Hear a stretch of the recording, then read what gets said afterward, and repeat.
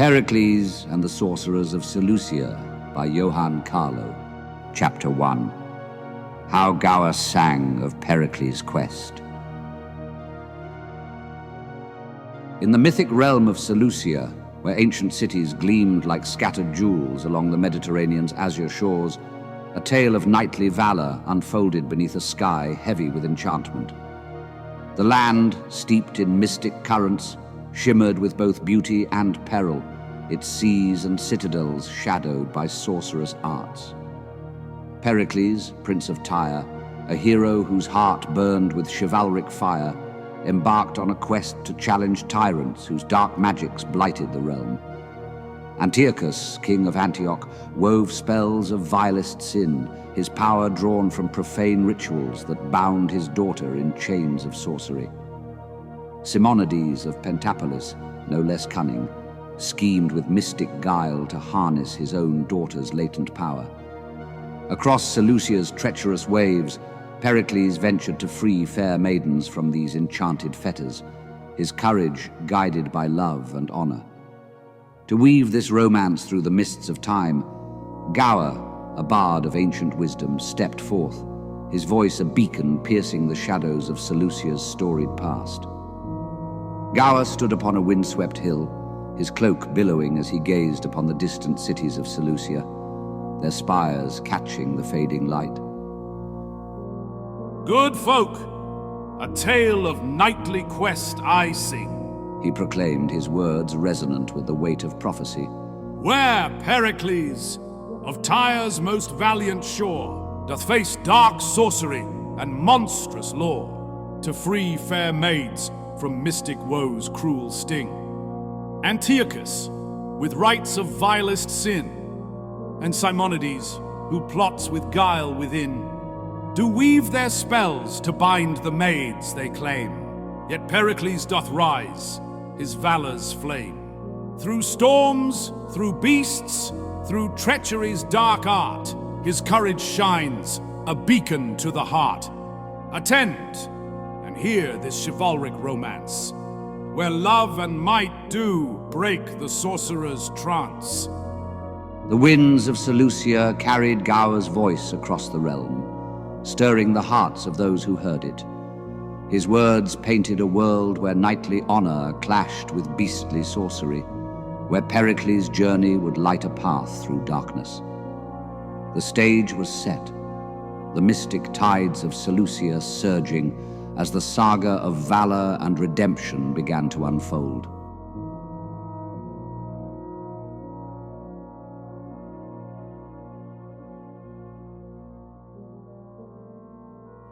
Chapter 2. How Pericles faced the Riddle of Antioch.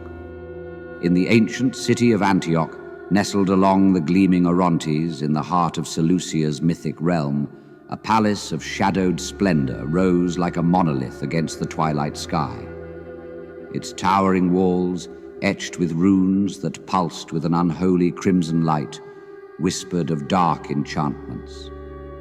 Within the great hall, thick with the cloying scent of incense and foreboding, skulls of fallen suitors, grim relics of past failures, grinned from shadowed alcoves.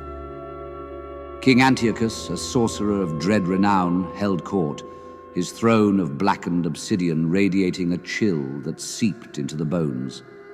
His power stemmed from a vile ritual, binding his daughter, the fair Berenice, in chains both mystic and profane, her radiant spirit a wellspring of magic that fueled his dominion, surpassing even the sorcery of Simonides, the rival king of Pentapolis.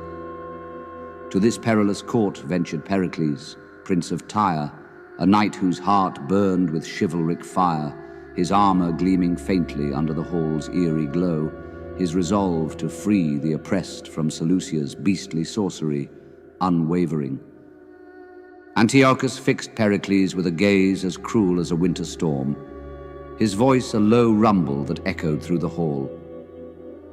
Young Prince of Tyre, thou knowest the hazard of this task, he declared.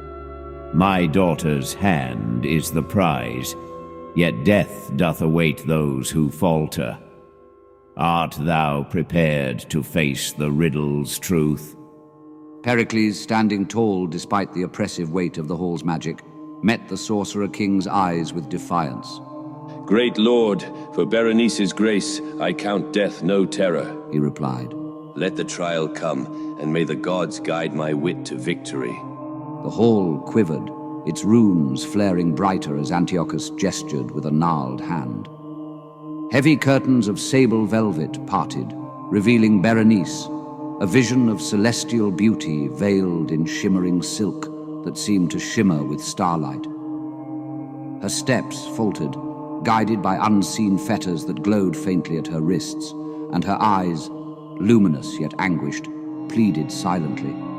A star ensnared by night's cruel grasp in the sorcerer's lair. Antiochus' voice cut through the silence like a blade. Behold, my daughter, Berenice, whose essence doth kindle my power to rival Simonides' feeble arts. Her hand is thine, if thou canst unravel the secret writ in flame. Pericles gazed upon Berenice, his heart stirring with compassion and resolve. Fair lady, thou art a captive dawn, He said softly. Thy dark enchantments do stir my heart to free thee. A servant, cloaked in robes that seemed to writhe with shadows, stepped forward, bearing a scroll that pulsed with an eerie radiance, its runes twisting like serpents across the parchment. Pericles took it, his hands steady despite the chill that seeped from the scroll into his fingers. He read aloud, his voice ringing clear in the oppressive hall, though the words chilled his soul.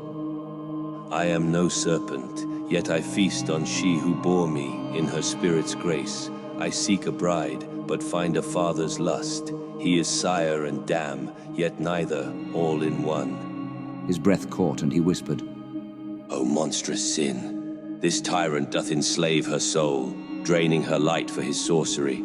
I must free her, though peril bars the way. The truth struck Pericles like a thunderbolt, unveiling Antiochus' depravity, a ritual that defiled nature and divinity within Seleucia's heart.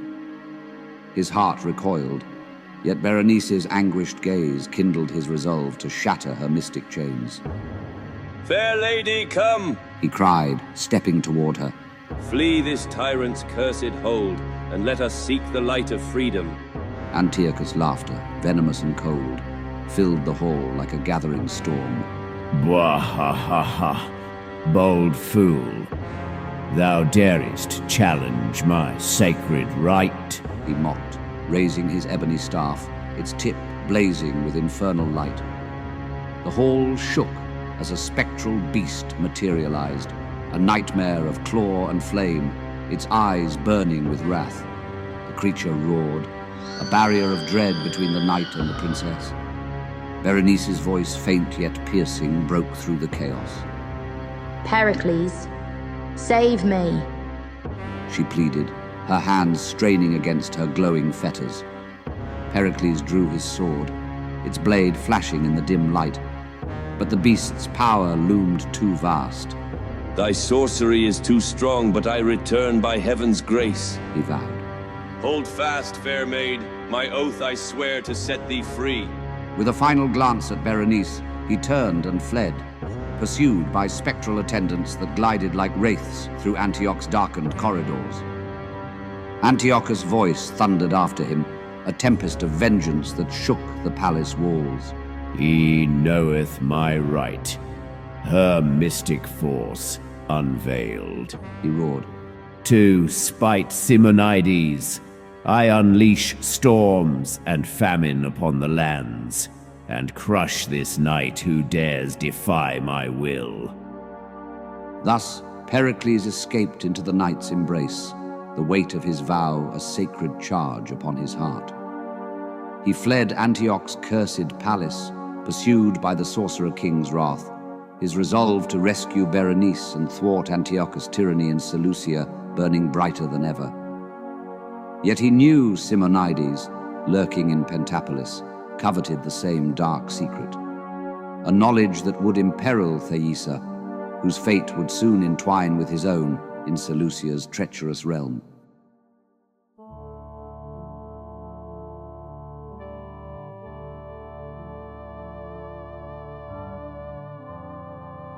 Chapter 3. How Pericles fled from Tyre.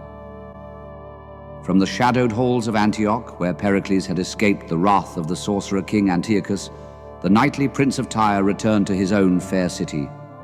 Tyre, a jewel of Seleucia's Phoenician coast, rose from the sea, its towers gleaming under a sky heavy with foreboding, the air thick with the salt of distant waves.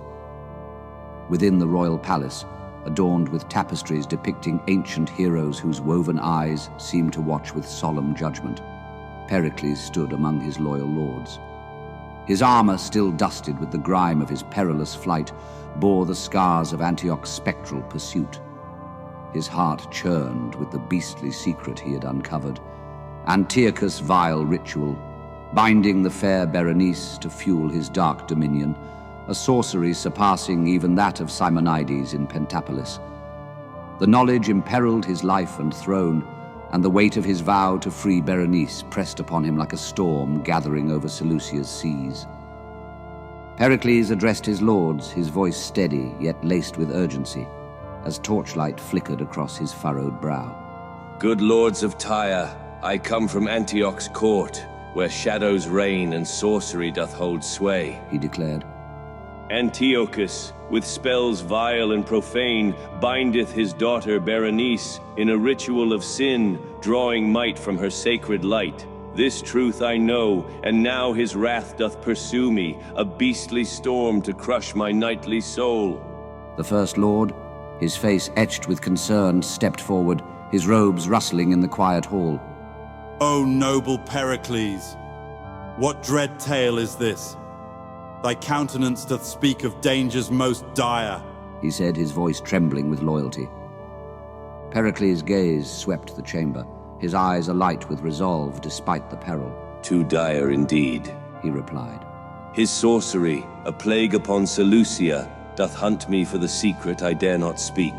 Simonides, that sorcerer in Pentapolis, craveth this same dark art, perchance to bind fair Thaisa, whose fate I fear.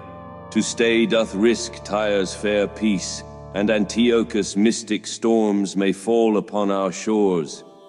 The Second Lord, grizzled and steadfast, clasped his sword hilt, his voice firm. Yet thou art our king, and Tyre thy shield. Say, what course dost thou choose? He asked. Pericles drew a deep breath, his decision carved in the lines of his face. I leave fair Tyre to your steadfast hands, my lords, he said. As a knight errant, I roam Seleucia's seas, seeking paths where fate doth lead, to free Berenice and thwart these sorcerers' designs. My heart abideth with Tyre, but duty calls me. The First Lord bowed, his eyes gleaming with pride and sorrow.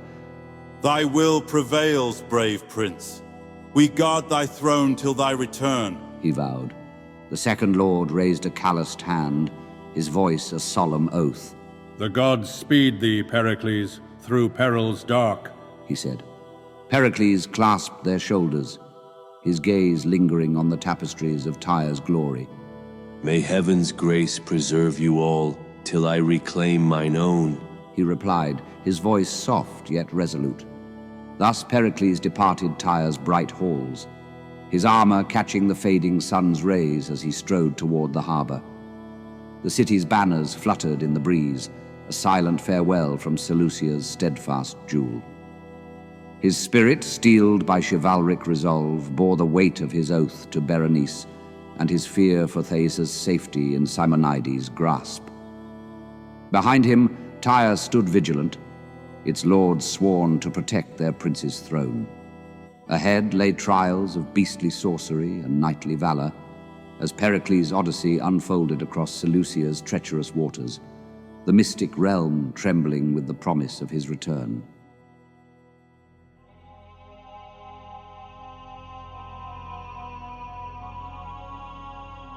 Chapter 4. How Pericles relieved the famine of Tarsus. Across Seleucia's seas, where fates wove perilous threads, Pericles, prince of Tyre, sailed from his city's bright towers to the afflicted shore of Tarsus.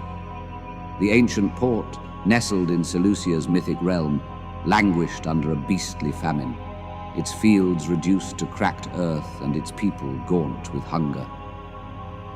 The city's once vibrant marketplace stood silent, save for the wails of starving children echoing through its stone arches. Within the governor's hall, shadowed by withered vines that clung to crumbling walls, Cleon and his wife Dionysa sat in despair, their faces etched with grief for their city's plight. They cursed the sorcery that spawned this woe, a curse unleashed by Antiochus, the dread sorcerer king of Antioch, who drew his power from a vile ritual with his daughter Berenice to spite Simonides of Pentapolis. Pericles arrived, a knightly hero with a compassionate heart, his ships laden with golden grain to break the famine's grip. Clad in armor dulled by sea spray, he entered the hall, his attendants bearing sacks that gleamed with promise, a beacon of salvation in Tarsus gloom. Cleon, his voice heavy with sorrow, rose from his carved chair, the weight of his governorship bowing his shoulders. Dionysa, grief doth choke our Tarsus fair, He lamented. Famine, spawned by Antiochus' dark craft, devours folk, a tyrant spell on Seleucia. Dionysa, her eyes glistening with unshed tears, clutched her husband's arm, her robes trailing like shadows. His might, o'er-towering Simonides' frail art, starves children, wails pierce the heavens, She replied. What hope remains? As despair cloaked the hall, Pericles stepped forward, his presence a spark in the dim chamber. His mail gleamed faintly under the flickering torchlight, and his voice rang with resolve. Good lords, your wails do reach my knightly soul across Seleucia's seas, He declared. My ships bear grain to rend famine's chain, a gift to ease people's pain. Cleon's face lit with astonishment, his hands trembling as he gestured toward Pericles. O stranger, thou breakest the wizard's cruel spell, He exclaimed. Tarsus doth breathe anew by thy grace. Dionysa, her composure regained, inclined her head, her voice soft yet probing. Thy name, knight, that we honor thee? She asked. Pericles met her gaze, his expression shadowed by the secrets he bore. I am Pericles, Tyre's prince, pursued by Antiochus' shadows, He answered. A darker truth I know stirs in my breast. In Antioch's hall I learned his beastly rite, drawing power from Berenice's light by sin most foul. Simonides, sorcerer in Pentapolis, hungers for this secret, perchance to bind Thaisa fair with like enchantment. For her I guard truth, and wander Seleucia to save a maid from chains crueler than famine. Dionysa's eyes widened, a flicker of intrigue crossing her features. Such valorous prince to brave mystic foes, She said, her tone warm yet tinged with calculation. Cleon clasped Pericles' hand, his gratitude fervent. Tarsus owes thee life. Praise thy path spared Seleucia's storms, He vowed. Pericles nodded, his gaze distant, already turning to the perils ahead. May the gods guide Pericles till I fulfill my vows, He replied softly. Thus Pericles departed Tarsus' hall, his grain reviving the city like a spring rain upon barren soil. The people gathered at the docks, their cheers a faint echo against the weight of his spirit, burdened by the sorcerer's schemes darkening Seleucia.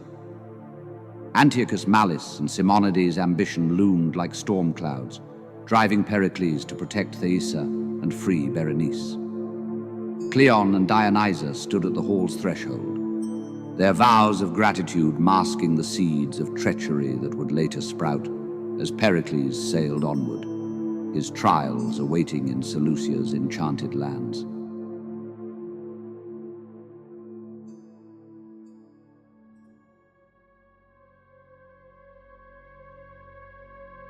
Chapter 5. How Antiochus plotted treachery against Pericles. In the shadowed heart of Antioch, where Seleucia's mystic gloom clung to the very stones, the palace of Antiochus stood as a fortress of dread. The great hall, its blackened walls pulsing with runes that flickered like dying embers, reeked of incense and malice. Skulls of fallen suitors leered from shadowed niches, their hollow gazes a testament to the Sorcerer King's cruelty. Antiochus, cloaked in robes that seemed to writhe with dark enchantments, sat upon his obsidian throne, his fingers tracing the ebony staff that hummed with profane power. His daughter, Berenice, remained bound by mystic chains, her radiant essence fueling his dominion, a sorcery that outshone even Simonides' cunning arts in Pentapolis. Yet Pericles, the knightly prince of Tyre, had pierced the veil of Antiochus' vile ritual, escaping with knowledge that threatened his throne. Now, in this chamber of sinister intent, Antiochus summoned Thaliard, a minion clad in leather and shadow, to weave a web of treachery across Seleucia's seas. Antiochus' voice, sharp as a serpent's hiss, cut through the hall's oppressive silence. Pericles hath fled. His heart holds my dark secret, a truth to shake my throne, he declared, his eyes blazing with wrath. He knoweth Berenice's mystic bond, the right that fuels my might o'er Simonides' frail craft. His wit may loose her chains and doom us all. Thaliard, his face half hidden by a hooded cloak, bowed low, his dagger glinting faintly at his side. My lord, what deed doth stay this knight's bold tongue? He asked, his voice a whisper of eager malice. Antiochus leaned forward, his staff casting a sickly glow across the stone floor. Seek him in Tyre, where Seleucia's waves do lap, he commanded. With poison or with blade, end Pericles' quest. Let famine, storm, and beast, conjured by my art, pursue him, that Simonides may never grasp my sacred power. Thaliard's lips curled into a cruel smile, his hand tightening on his dagger's hilt. I vow, great king, his blood shall stain the earth, he swore.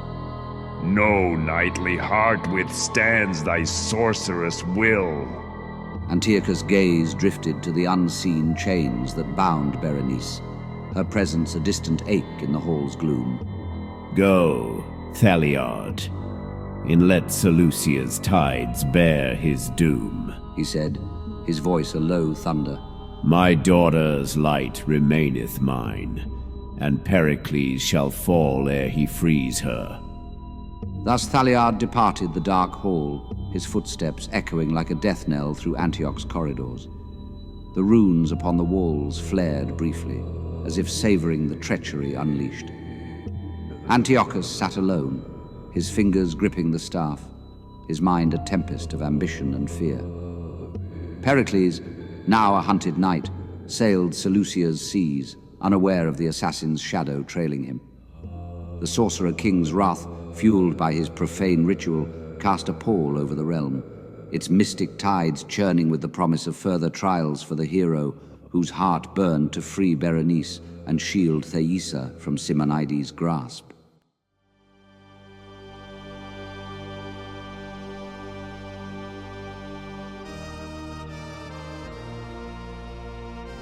Chapter 6. How Pericles was cast ashore at Pentapolis.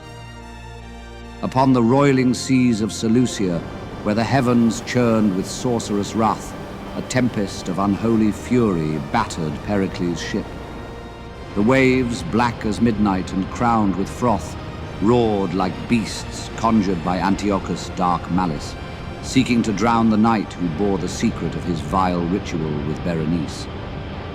Lightning seared the sky, illuminating the splintered mast and tattered sails of the vessel, a fragile refuge against Seleucia's enchanted tides. Pericles, Prince of Tyre, clung to the helm, his armor drenched, his heart steadfast despite the storm's ferocity. Yet fate, guided by mystic currents, spared him death, casting him upon the shores of Pentapolis, a city of golden spires nestled against cliffs that gleamed under a breaking dawn. Soaked and weary, Pericles emerged from the surf, his rusted armor a testament to his trials, as 3 fishermen, their nets heavy with the sea's meager bounty, watched from the rocky beach.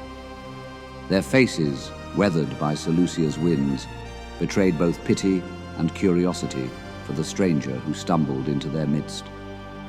The first fisherman, his hands calloused from years of toil, eyed Pericles with a mix of wariness and compassion. What cheer, poor soul, that Seleucia's seas do spit upon our shore? He asked, his voice rough as the gravel beneath his feet. Pericles, shaking the salt from his hair, stood tall despite his exhaustion, his knightly bearing undimmed. Good men, I am a knight, by cruel waves undone, he replied. My name is Pericles, of Tyre, though fate doth shroud my path. What land is this? The second fisherman, mending a net with deft fingers, glanced at the city's distant towers. Pentapolis, where Simonides doth reign, he answered. A king of mystic might, whose daughter Thaisa shineth fair, yet whispers speak of sorcery in his court. Pericles' heart stirred at the mention of Thaisa, the maiden whose fate he feared might mirror Berenice's under Antiochus' spell. Simonides, whose art may rival Antioch's dark king, he mused aloud. Tell me, good souls, what stirs in this fair land? The third fisherman, older and grizzled, pointed to a rusted suit of armor tangled in his net, its steel pitted by the sea's embrace. A tournament, Lord, to win Thaisa's hand, he said. Knights gather, and this armor cast by waves may serve thee yet. Take it, and try thy valor. Pericles knelt beside the armor, its surface cold and scarred, yet resonant with the promise of redemption. O Neptune, thou hast spared me for this quest, he murmured. This rusty mail I done, to shield Thaisa from her father's wiles, as I would free Berenice from her chains. The first fisherman clapped Pericles' shoulder, his eyes warm with newfound respect. Go, knight, to Simonides' court, he urged. Thy heart doth speak of honor, and Pentapolis may find a champion in thee.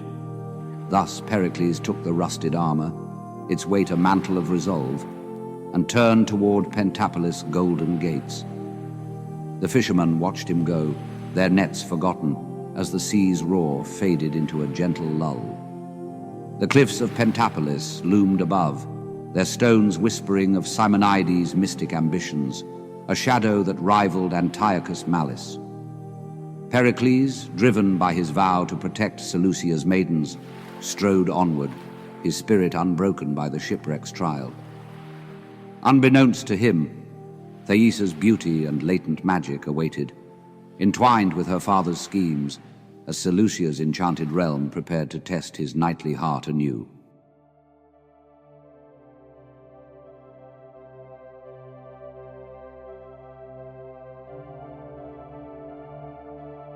Chapter 7. How Pericles Slew the Beasts of Pentapolis.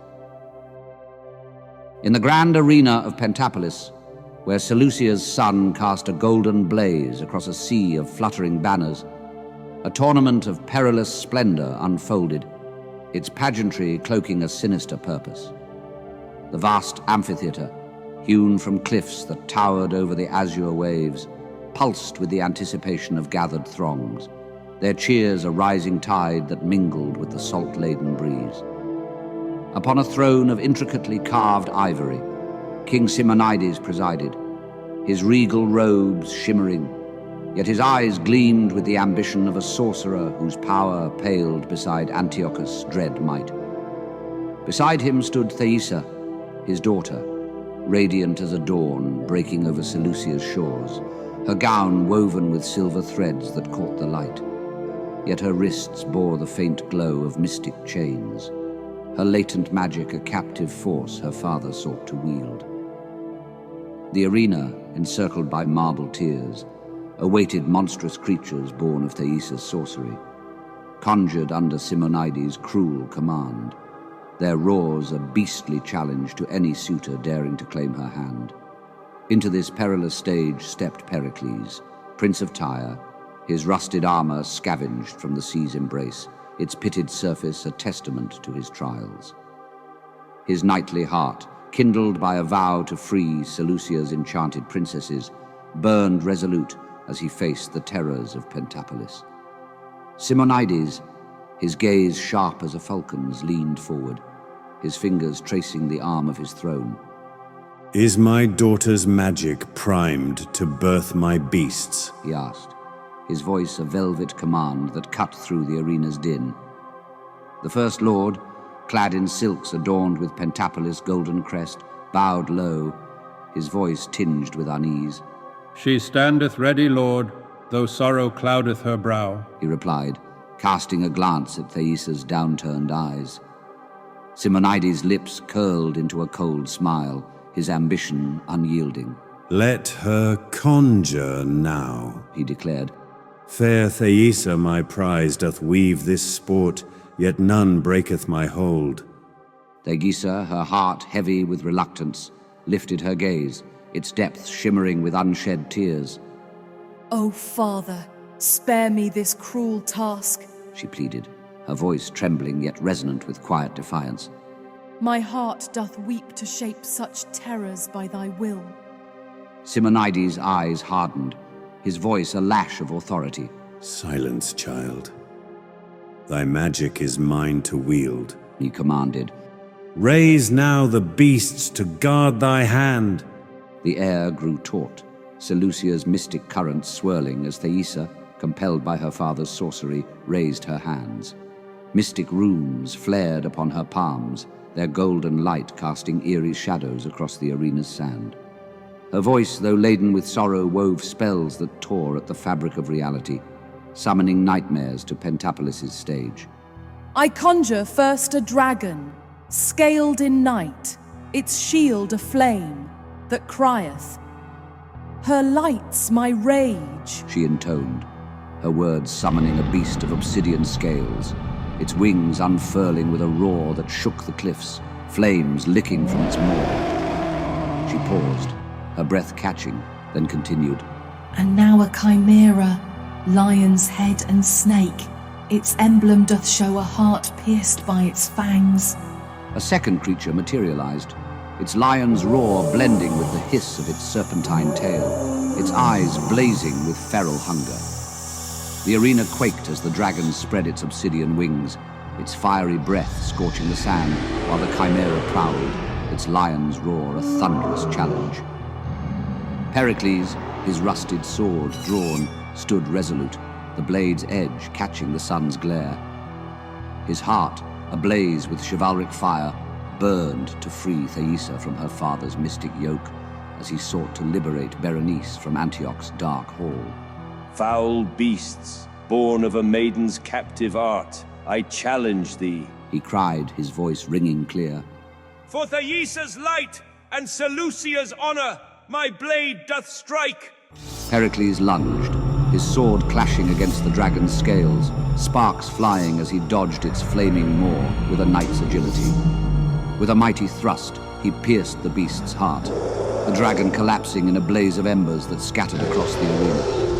The chimera charged, its fangs gleaming, but Pericles, swift and true, severed its serpentine tail with a single stroke, then struck the lion's head, felling the creature in a thunderous crash that silenced the crowd. Thaisa, her hands trembling, stepped forward, her eyes alight with admiration. "O noble knight, thy valor shineth bright," she called, her voice clear and fervent. "My heart doth leap to see such chivalric might." Simonides, his smile tightening, leaned back in his throne, his mind weaving darker designs. "This Pericles doth prove a knight too bold," he murmured aside, his voice a venomous whisper.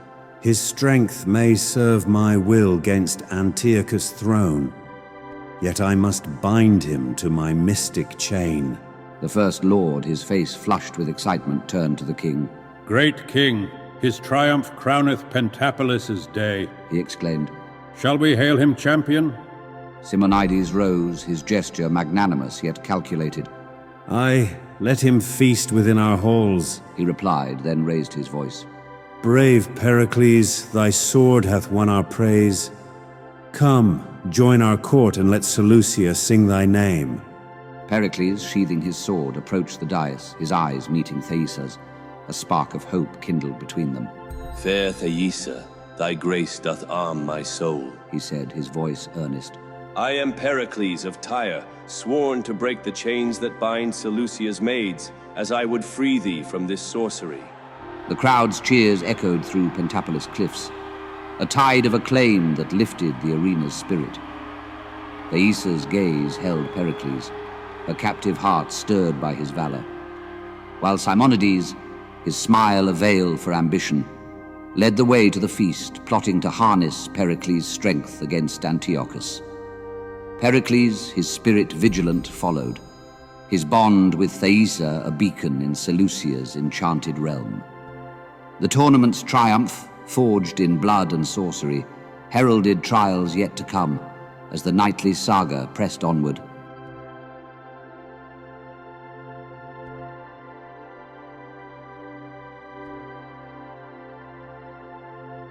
Chapter 8. How Pericles feasted in Pentapolis halls. In the opulent halls of Pentapolis, where Seleucia's golden light poured through arched windows, a lavish banquet unfolded, its splendor a tribute to the tournament's victor. Golden chandeliers, suspended like constellations, cast a warm glow upon tables laden with roasted pheasant, glistening fruits, and flagons of spiced wine, their aromas mingling with the faint hum of hidden spells. Nobles in silks and velvets filled the hall, their laughter echoing off marble walls adorned with tapestries depicting Seleucia's mythic heroes. At the head of the feast sat Simonides, the sorcerer king, his throne a towering monument of carved ebony, its arms etched with runes that pulsed faintly with his mystic ambition. Beside him was Thaisa, radiant as a star, her silver gown shimmering, yet her wrists bore the subtle glow of mystic chains, her latent magic a prize her father coveted. Pericles, Prince of Tyre, joined the revels, his rusted armor exchanged for borrowed robes of deep blue, their folds unable to mask his knightly bearing. His spirit, wary of Simonides' designs, remained vigilant in Seleucia's enchanted realm, his heart stirred by Thaisa's captive grace. Thaisa, her eyes alight with quiet fire, leaned toward Pericles, her voice soft yet fervent. Brave knight, thy valor doth light my captive heart, she said, her words a gentle challenge to the hall's opulence. O father, let me honor him with praise. Simonides, his gaze sharp as a blade, turned to his daughter, his tone of velvet rebuke. Speak soft, my child. Thy magic is not for him, he cautioned, then shifted his attention to Pericles, his smile masking a sorcerer's guile. Thy deeds are fair, yet danger doth dog thy name. Pericles, standing tall amidst the feasting nobles, met the king's eyes with unwavering resolve. I am Pericles, Prince of Tyre, who seeketh but truth and right, to free this maid from sorrow's heavy yoke in Seleucia's shadowed courts, he declared, his voice ringing clear, a knight's oath woven into the banquet's splendor. Simonides leaned back, his fingers tracing the runes upon his throne, his mind weaving darker designs. His strength may serve my darker art's design, he whispered to himself, the words lost in the clink of goblets. Then, raising his voice, he adopted a magnanimous tone. Rest here, good prince, and share our festal cheer, he invited, gesturing to the laden tables. The banquet unfolded, a tapestry of mirth and music, yet Simonides' words cloaked a sorcerer's intent. Pericles, seated near Thaisa, sensed the mystic chains that bound her, their faint glow a silent plea beneath her radiant smile. His knightly heart, forged in the trials of Antioch and the seas, vowed to guard her from Seleucia's treacherous tides, a shield against the sorcerer king's ambition. The hall shimmered with hidden spells, the air heavy with the promise of intrigue, as Pericles' resolve deepened, his bond with Thaisa a beacon guiding him through Pentapolis' gilded perils.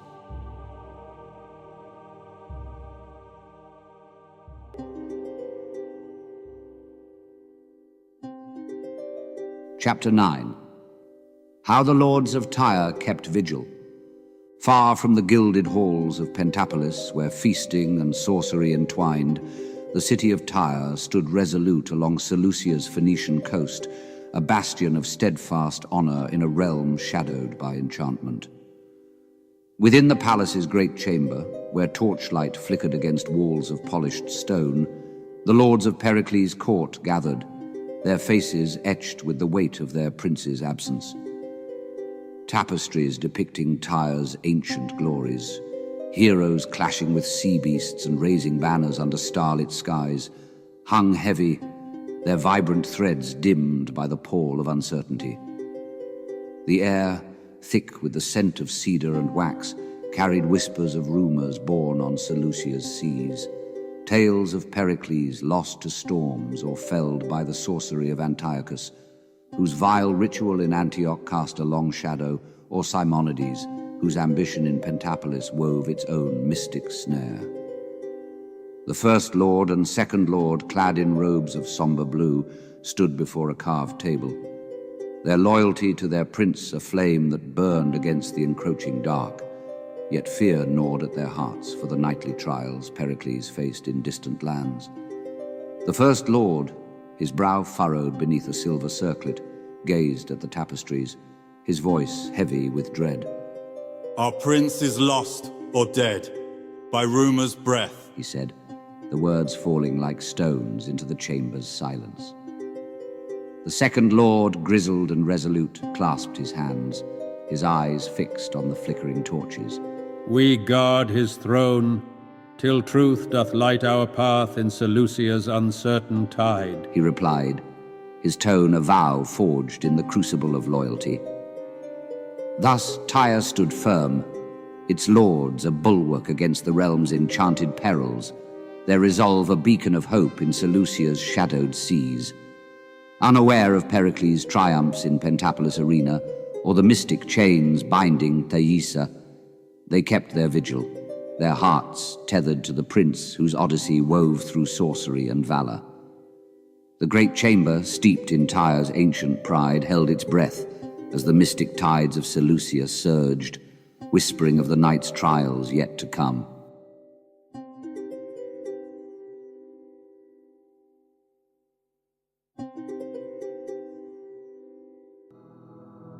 Chapter 10. How Pericles wed Thaisa in Pentapolis. In the royal chambers of Pentapolis, where Seleucia's moonlight streamed through arched windows, casting silver pools upon mosaic floors, a scene of solemn union unfolded, cloaked in the shimmer of sorcery. The hall, adorned with tapestries woven with scenes of Seleucia's mythic seas, gleamed with opulence, its marble pillars rising like sentinels under the starlit glow. Yet beneath the grandeur, an undercurrent of ambition pulsed, as Simonides, the sorcerer king, summoned Pericles and Thaisa to his presence. His throne, carved with runes that flickered faintly, stood as a monument to his mystic designs, his benevolent smile a mask for the hunger that coveted Thaisa's latent magic. Thaisa, radiant in a gown of gossamer white, stood beside her father, her beauty a beacon, yet her wrists bore the subtle glow of mystic chains, her power a prize he sought to bind. Pericles, Prince of Tyre, entered the chamber, his borrowed robes of deep crimson unable to conceal his knightly resolve. His love for Thaisa, kindled by her grace in the tournament's aftermath, burned fiercely, though his heart remained wary of Simonides' schemes in this enchanted realm. Simonides, his eyes glinting like polished jet, rose from his throne, his voice smooth yet heavy with intent. Prince Pericles, thy valor doth win her heart, and I allow this union for a prize. Thy child may bear a magic strong and rare to serve my arts and rival Antioch's might, he declared, his words a velvet snare. Then, leaning closer, he whispered to himself, I bind them both and seize their offspring's power. His voice a serpent's hiss lost in the chamber's hush. Pericles, his gaze fixed on Thaisa, sensed the darkness in the king's heart, his own resolve hardening. His heart is dark, yet for her love I wed, and guard her from his schemes with all my strength, he murmured under his breath, his words a silent oath woven into Seleucia's mystic tides. Thaisa, her eyes alight with hope despite her chains, stepped forward, her voice a melody of joy tinged with sorrow. O joyful day, though chains do bind my soul, she exclaimed, her hands reaching for Pericles, their touch a spark in the shadowed hall. Thus Pericles and Thaisa joined hands, their love a radiant light piercing Seleucia's shadows, their union sealed beneath the moonlit arches of Pentapolis. The chamber seemed to hold its breath, the tapestries stirring faintly as if stirred by unseen currents. Yet Simonides' sorcery loomed, a beastly threat coiled around their vows, his ambition to harness their future child's magic a spectre in the hall. Pericles, his knightly heart a shield, vowed to protect his bride from the sorcerer king's grasp, his quest deepening as he stood beside Thaisa, their bond a beacon guiding him through the enchanted perils of Seleucia's realm.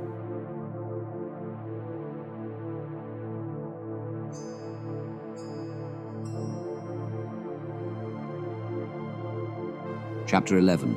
How Pericles faced the sorcerous storm. Upon the roiling seas of Seleucia, where the heavens unleashed tempests laced with sorcerous wrath, Pericles' ship carved a desperate path from Pentapolis, its timbers groaning under the weight of fate. The sky darkened to an unnatural bruise, clouds swirling like beasts conjured by Antiochus' lingering malice, seeking to crush the knight who had unveiled his vile ritual with Berenice in Antioch's shadowed halls. Pericles, Prince of Tyre, stood upon the deck, his cloak lashed by the gale, his eyes scanning the horizon where lightning seared the night. Beside him, in the ship's cramped cabin, lay his bride Thaisa, heavy with child, her radiant beauty undimmed despite the mystic chains that bound her magic, a cruel legacy of her father Simonides' sorcery. The air thrummed with Seleucia's enchanted peril, the waves rising like mountains to test the knight's resolve. Within the creaking hold, Lycorida, a nurse with weathered hands, tended Thaisa, her face etched with worry, while sailors battled the storm's fury, their shouts swallowed by the wind's howl. Pericles, gripping the ship's rail, lifted his voice above the tempest's roar, his heart torn between love and dread. O heavens, why doth this storm assail us? He cried, his words flung into the gale. Antiochus' dark art pursueth me, a shadow o'er Seleucia's seas, to thwart my quest and dim my lady's light. The first sailor, his face slick with spray, hauled at a fraying rope, his voice strained with effort. The winds do howl with wizard's might, my lord, he shouted. We strive, yet fate doth test our mortal strength. The second sailor, clinging to the mast, his eyes wide with terror, added, The sea itself doth rise, a beast to swallow all. As thunder shook the ship, a piercing cry rose from the cabin, Thaisa's voice sharp with the pangs of travail. The deck shuddered beneath Pericles' feet, the storm's wrath a beastly echo of Seleucia's sorcery. Lycorida emerged from the hold, her shawl drenched, her face pale as sea foam, bearing tidings that struck like a blade. My lord, a daughter fair is born, a star amid this tempest's gloom, she said, her voice trembling. Yet Thaisa, her magic spent, doth lie as dead, her breath no more. Pericles staggered, his heart rent by grief, his eyes searching Lycorida's for some shred of hope. O cruel gods, my love, my Thaisa, lost, he whispered, then steadied himself, gazing at the swaddled infant in her arms. I name thee Marina, child, for thou art born of Seleucia's seas. Turning to Lycorida, his voice firm despite his sorrow, he added, Preserve her, nurse, against the sorcerer's schemes. Grief consumed Pericles as he entered the cabin, where Thaisa lay still and cold upon a narrow cot, her face serene yet lifeless, her mystic chains faintly glowing, a cruel remnant of Simonides' sorcery. The ship groaned, battered by waves that seemed to pulse with Antiochus' vengeance. The sailors, their faces gaunt with fear, gathered near, their voices urgent. The first sailor stepped forward, his hands clenched. "The dead do curse the living on this ship," he said grimly. "We cast her to the deep, my lord, to calm the beastly gale." Pericles' heart rebelled, yet the storm's fury left no choice. "O bitter fate!" he cried, his voice breaking. "I yield, but guard her in a chest, with jewels and my writ, that Seleucia's tides may bear her to some shore." Thus Thaisa's body, adorned with her silver gown and sealed in a wooden chest, packed with Tyrian jewels and Pericles' written plea, was cast into the churning sea, a sacrifice to appease the storm's sorcerous wrath. The waves swallowed the chest, its polished surface glinting briefly before vanishing into the deep. Pericles clutched Marina, her tiny form a fragile spark in his arms, his heart a fortress of knightly resolve. He vowed to shield her from the sorcerous shadows that haunted Seleucia, Antiochus' malice and Simonides' ambition, knowing her nascent magic might draw their hunger.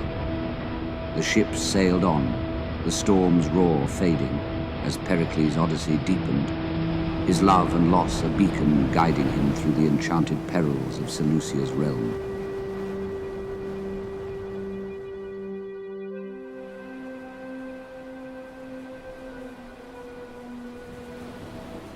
Chapter 12.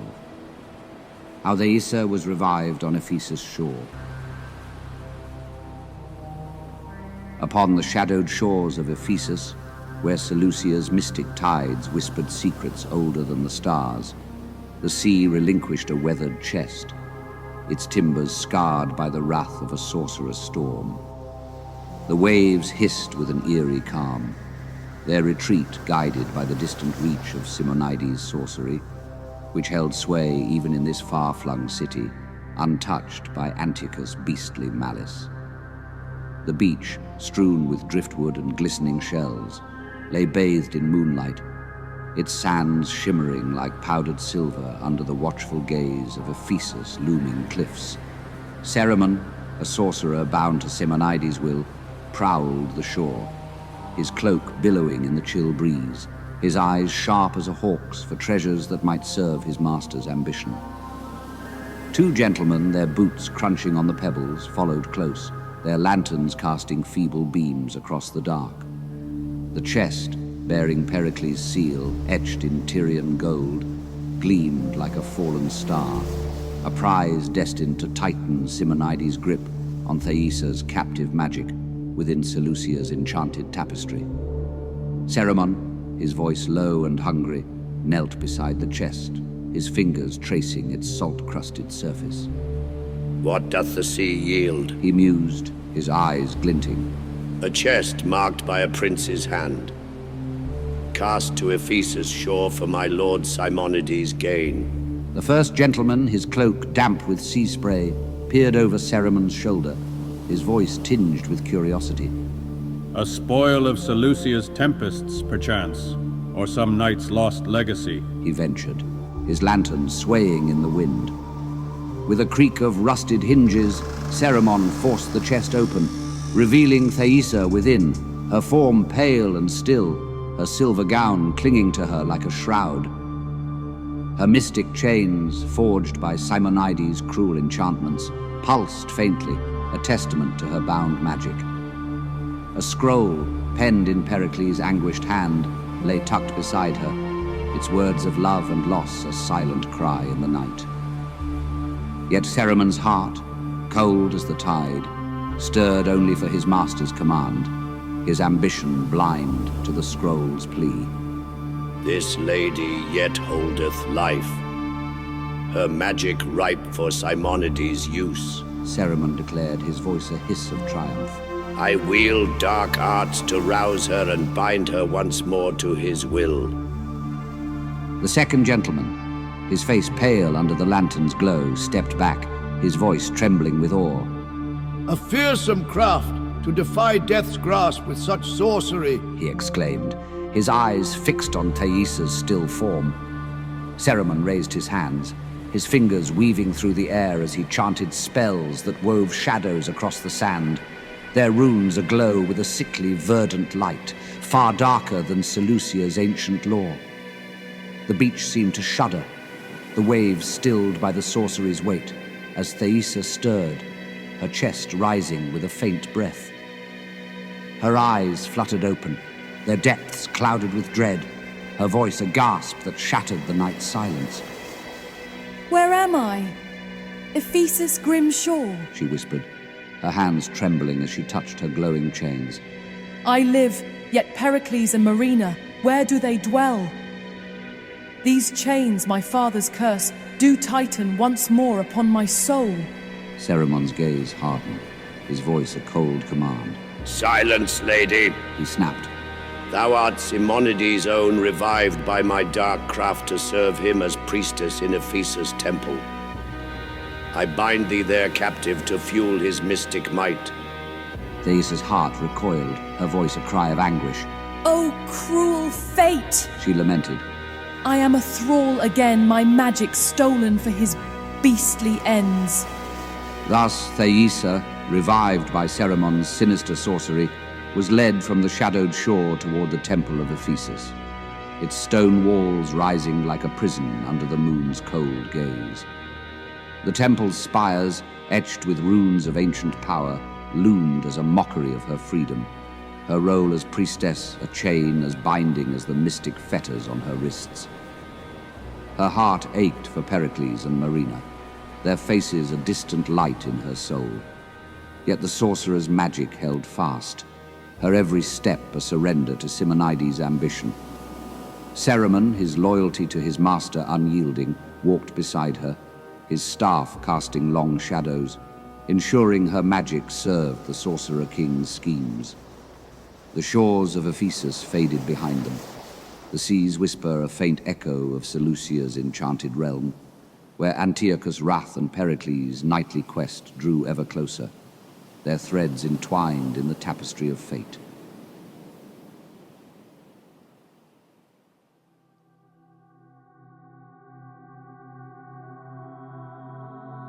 Chapter 13. How Pericles entrusted Marina to Tarsus. In the sunlit halls of Tarsus, where Seleucia's gentle breezes carried whispers of sorcery through arched windows, a solemn gathering unfolded, steeped in the weight of grief and duty. The city, its marble walls gleaming with renewed vigor since Pericles' grain had broken Antiochus' beastly famine, stood as a beacon of resilience along Seleucia's coast. Yet within the governor's hall, adorned with friezes of sea gods and flowering vines, a shadow clung to Pericles, Prince of Tyre, his heart a crucible of sorrow. Having survived the tempest that claimed his beloved Thaisa, he stood before Cleon and Dionysa, cradling his infant daughter, Marina, a fragile spark born amidst Seleucia's stormy seas. His armor, dulled by salt and sorrow, bore the scars of his trials, while his eyes, heavy with loss, searched the faces of Tarsus lords for refuge. Lycorida, the nurse, stood nearby, her weathered hands clasped, her gaze reflecting the perils of Seleucia's enchanted realm, where Simonides' ambition, now binding Thaisa in Ephesus' temple, cast a long shadow over the child's latent magic. Pericles, his voice steady yet laced with anguish, addressed the governor and his wife, his daughter nestled against his chest. Good Cleon, Dionysa, Tarsus lords, I come a broken knight, my Thaisa lost to Seleucia's waves, her magic stolen by Simonides' cruel art, he said, his words echoing in the hall's stillness. This child, Marina, is my sole light, yet Antiochus' wrath pursueth me. I entrust her to thy care till she wed, and vow to let my hair grow wild, a mark of grief. Cleon, his face etched with gratitude and solemnity, stepped forward, his robes rustling softly. Noble Pericles, Tarsus oweth thee its life, he replied, his voice warm with sincerity. We guard Marina as our own, a jewel in Seleucia's crown. Dionysa, her smile gentle yet tinged with a fleeting shadow, inclined her head, her jeweled circlet catching the sunlight.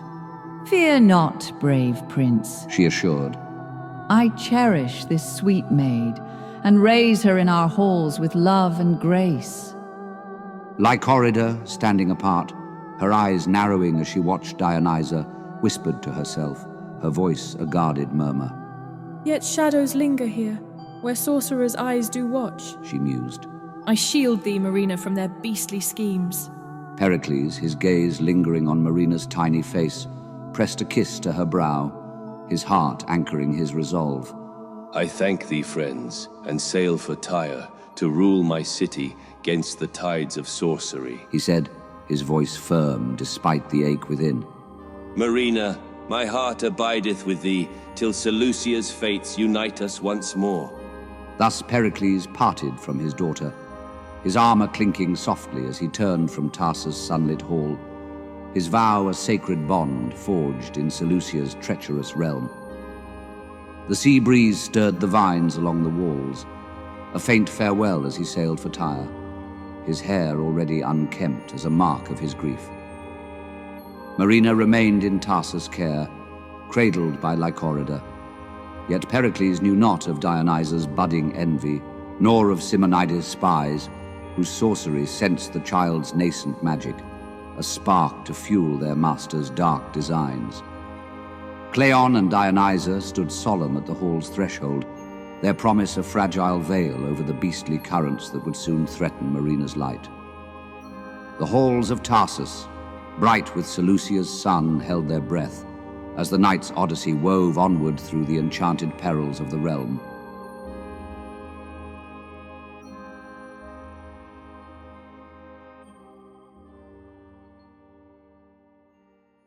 Chapter 14. How Thaisa mourned in Ephesus' temple. In the shadowed depths of Ephesus' temple, where Seleucia's mystic air throbbed with captive enchantments, Thaisa languished, her spirit ensnared by the cruel sorcery of her father, Simonides. The temple's stone walls, cold and unyielding, rose around her like a sepulchre, their surfaces carved with runes that pulsed with a beastly verdant light, casting eerie shadows across the flagstone floor. Incense hung heavy in the air, its acrid scent mingling with the faint hum of mystic currents, a constant reminder of her role as priestess, a mockery of her former grace. Thaisa, clad in a flowing robe of white that shimmered faintly, sat bound by mystic chains, their ethereal links glowing softly about her wrists, siphoning her latent magic to fuel Simonides' distant ambition. Revived by Ceremon's dark arts upon Ephesus' shore, she bore the weight of her captivity, her heart riven by the loss of Pericles, her beloved and their newborn Marina, whom she believed had perished in Seleucia's stormy seas. Ceremon, Simonides' loyal minion, loomed nearby, his black robes blending with the temple's gloom, his presence a relentless shadow over her suffering in this enchanted realm. Thaisa, her voice a fragile melody of sorrow, lifted her gaze to the temple's vaulted ceiling, where starlight filtered through narrow slits. O Pericles, my love, where wanderest thou in Seleucia's vast embrace? She murmured, her words trembling with grief. My Marina, born of tempest's wrath, doth haunt my dreams, lost to the deep. These chains, my father's curse, do bind my soul, and I mourn our sundered kin. Ceremon, his eyes cold as polished obsidian, stepped closer, his staff tapping softly against the stone. Cease thy lament, priestess, he commanded, his voice a chilling rebuke. Thy magic serveth Simonides' grand design, to rival Antiochus' dark throne. Thy family is but a shadow, lost to Seleucia's tides. Thaisa's eyes flashed with defiance, her hands clenching despite the chain's weight. Vile sorcerer, thou stealest my light, yet my heart remaineth true. She cried, her voice rising like a spark in the gloom. I pray some knightly hand, Pericles' own, doth break these beastly bonds and free me from this tomb. Ceremon's lips curled into a sneer, his tone icy and unyielding. Thy prayers are dust, he said coldly. This temple, Ephesus' heart, is Simonides' fortress. Thy power feedeth his rights, and none shall loose thee. Thaisa's tears fell, each a glistening spark of defiance that shimmered briefly in the temple's oppressive gloom, pooling on the stone at her feet. The runes upon her chains flared, their light intensifying as they drew her magic into Simonides' distant schemes, a silent theft that mocked her captivity. Yet her love for Pericles and Marina burned unquenched, a flame that no sorcery could extinguish, its glow a quiet challenge to the temple's darkness. Ceremon turned away, his dark craft tightening the mystic bonds, his staff's runes casting long shadows across the floor. The temple of Ephesus stood silent, its walls bearing witness to Thaisa's sorrow. A prelude to the nightly trials that would soon converge upon Seleucia's enchanted realm, where Pericles' quest and Antiochus' wrath wove ever closer.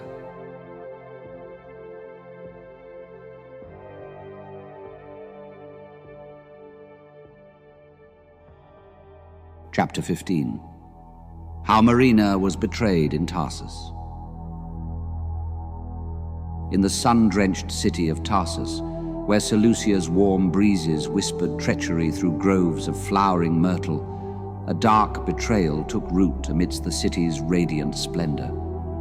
The marble halls of Cleon and Dionysa, once warmed by Pericles' charity that had banished Antiochus' beastly famine, now harbored a venomous sting of envy.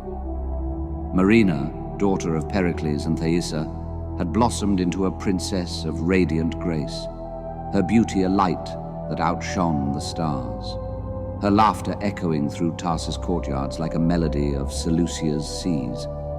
Yet this same beauty kindled jealousy in Dionysa's heart.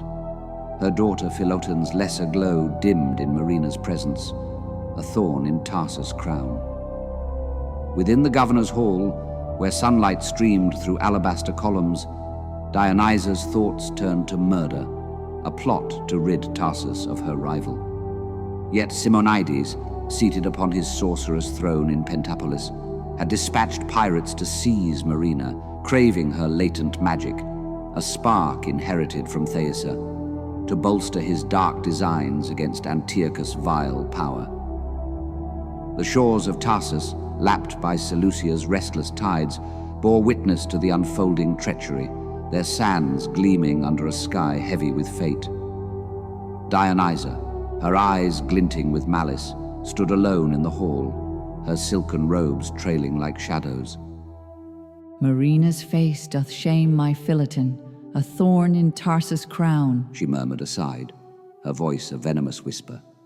Her death shall free my house, though Simonides' gold doth tempt me to yield her alive.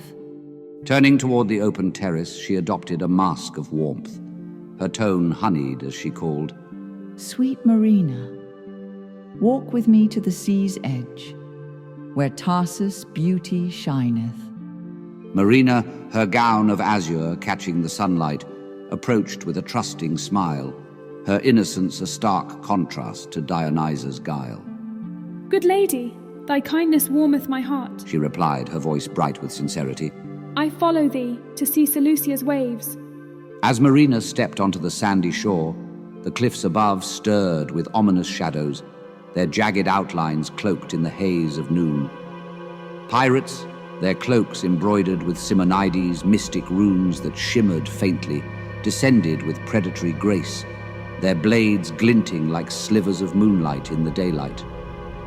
Their boots crunched against the pebbles, their mission to deliver the princess to their master's obsidian tower in Pentapolis etched in their hardened faces. The first pirate, his voice a guttural command, drew his curved blade, its edge catching the sun's glare. By Simonides' command, we claim this maid, he declared, his eyes fixed on Marina. Her magic is his prize. For Pentapolis' dark rites bind her, and to the tower we sail. Marina's eyes widened, her heart lurching as she turned to Dionysa, her voice a cry of betrayal. O heavens, Dionysa, thou betrayest me? She gasped, her hands reaching out in vain. Father Pericles, shield thy child from Seleucia's cruel snare. Dionysa, her face cold as the marble of Tarsus halls, turned away, her voice devoid of remorse. Thy beauty is Tarsus' curse, girl, she said icily. Go, and haunt us no more. The pirates seized Marina, their rough hands binding her wrists with coarse rope, their grip unyielding as they dragged her toward a waiting ship, its black sails snapping in the wind. The vessel cut through Seleucia's waves, its prow aimed for Pentapolis, where Simonides' tower loomed, a spire of sorcerous ambition piercing the sky. Dionysa stood alone on the shore, her plot half fulfilled, her gaze fixed on the receding ship. Blind to the storm her treachery would unleash in Seleucia's enchanted realm. The tides of Tarsus lapped at her feet, their whispers a faint echo of Marina's cry, as the princess vanished into the horizon, her fate entwined with the dark designs of Seleucia's sorcerers. End of Part 1 of Pericles and the Sorcerers of Seleucia by Johann Karlo. The adventure continues in Part 2.